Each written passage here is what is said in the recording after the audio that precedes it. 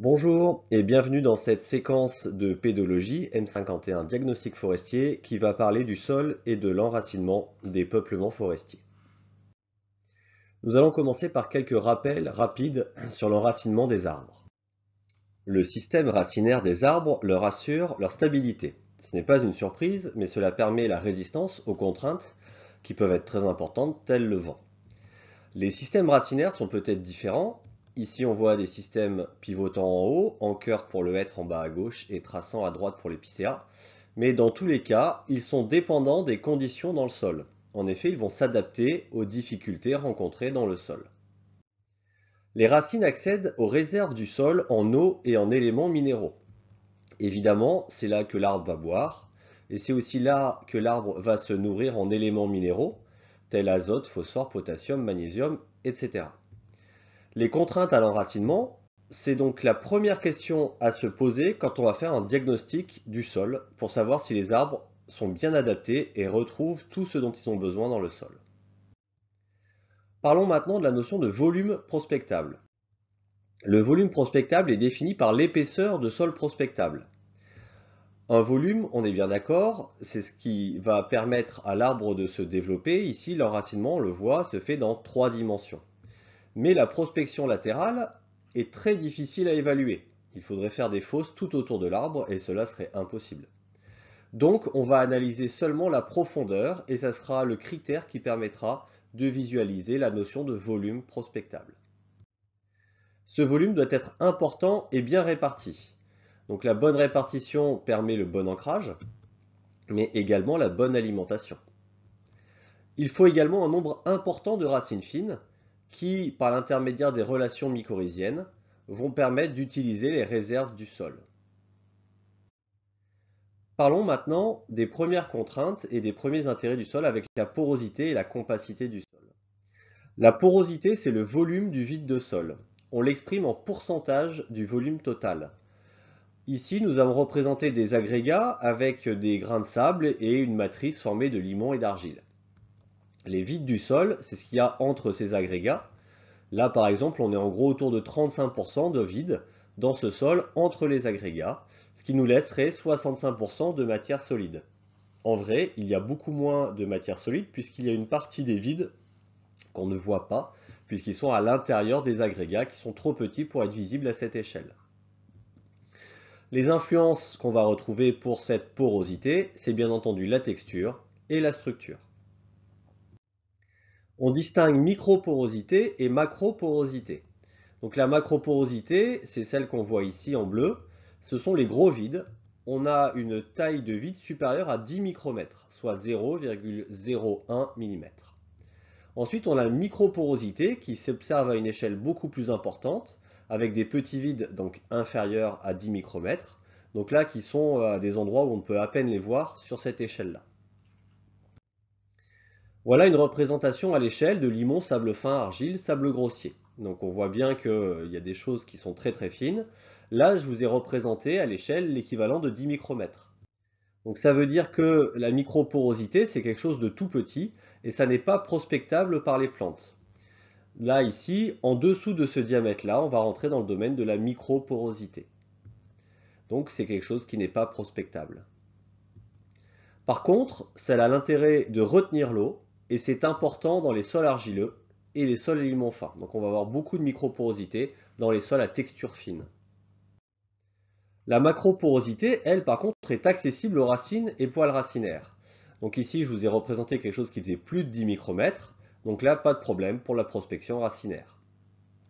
Cela permet également un bon drainage et évite les excès d'eau.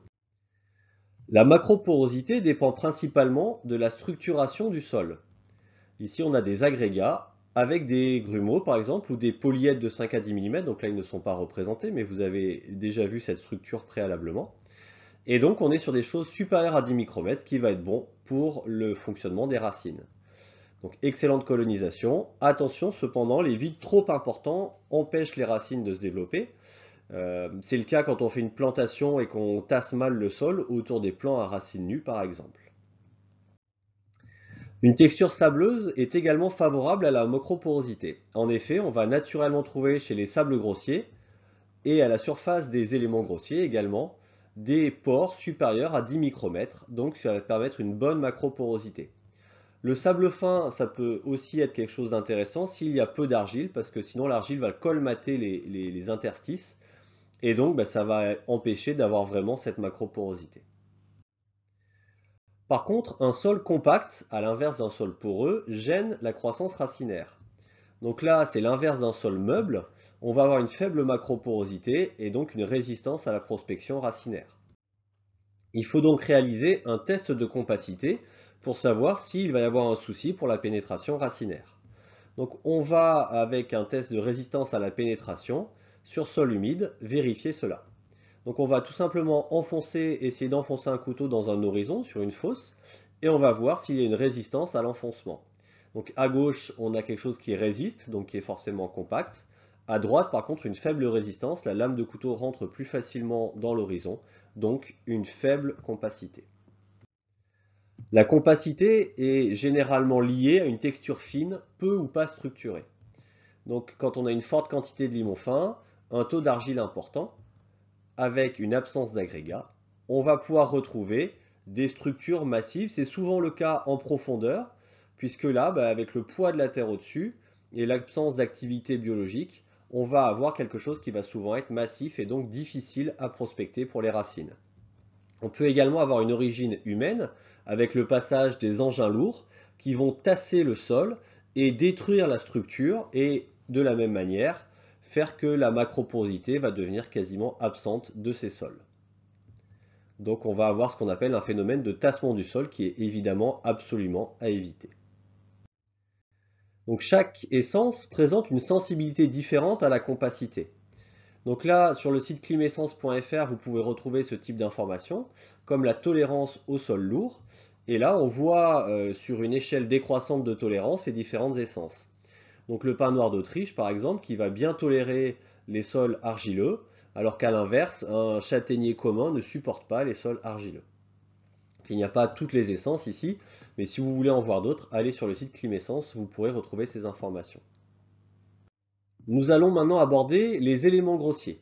Le pourcentage d'éléments grossiers diminue d'autant le volume prospectable. Donc un élément grossier, on est bien d'accord que c'est un volume non prospectable, donc dans le sol forcément ça va diminuer la capacité de prospection racinaire. C'est donc en particulier impactant pour la réserve en eau, même si ça joue également aussi sur la réserve en éléments nutritifs. On est en haut avec un faible pourcentage et en bas avec un fort pourcentage qui va poser problème.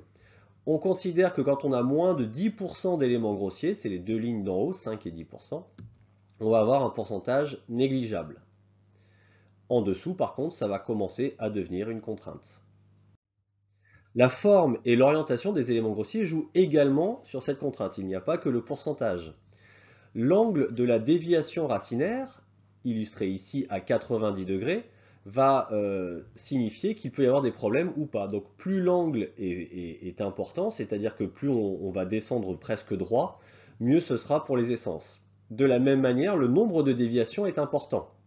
À gauche, on a 6 moments de déviation des racines, alors que là, on n'en a que 4. Donc ça va limiter la difficulté pour le système racinaire à se développer. Enfin, la distance de déviation va jouer. Plus l'arbre devra faire le tour d'un obstacle, plus ce sera difficile pour le système racinaire de continuer par la suite à se développer, alors que sur un obstacle plus court, il y a moins de problèmes. Donc il faut évidemment mélanger toutes ces contraintes pour savoir à quel point les éléments grossiers vont impacter le fonctionnement du système racinaire. La profondeur d'apparition des éléments grossiers est primordiale. On va parler ici de l'apparition de la roche-mère. Donc, c'est le moment où il va y avoir énormément d'éléments grossiers, forcément, c'est la roche-mère.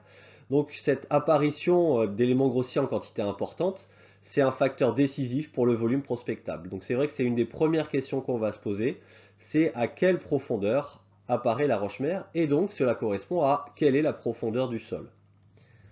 On va cependant prendre en compte le rôle de la fissuration, puisque en fonction des essences, en fonction de la fissuration et de l'importance des anfractuosités qui sont créées par ces fissures, les systèmes racinaires vont pouvoir se développer dans ces vides entre la roche.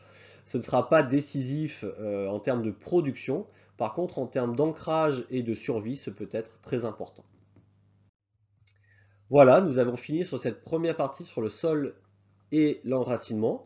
Nous avons donc vu la notion de porosité, en particulier de macroporosité qui est décisive pour le système racinaire, et les deux premières contraintes qui vont aller avec, c'est-à-dire la compacité du sol et les éléments grossiers.